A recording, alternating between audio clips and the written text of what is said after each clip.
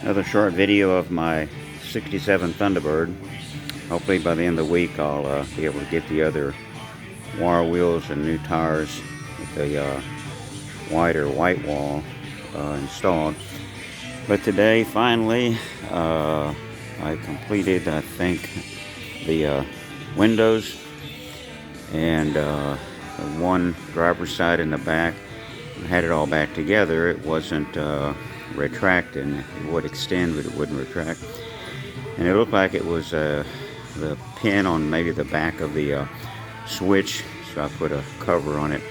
It was either grounding out, or one of my wires that had put shrink wrap tubing on it might have had some wires sticking out and somehow shorted. But I taped that up and put it back together, so looks like I got it, and got it cleaned up inside.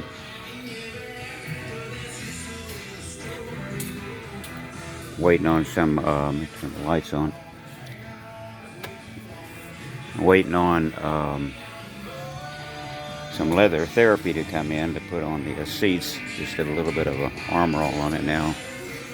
You can kind of see, but anyways, everything's back in place. Interior's close to perfect. Original. Got a little slight wrinkle in the driver's seat at the bottom. Can't really see it, just the leather is a little bit hard. So everything's back together, and the tilt steering function works, so it swings away when you open the doors with vacuum. I repaired that a while back. Even the little doors for the ashtrays, those function properly. Those are always an issue. And I remade the little tracks out of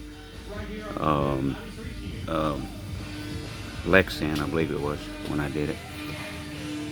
So anyway, the windows are down, and so we're good to go on the windows now. So the wheels and tires will be next.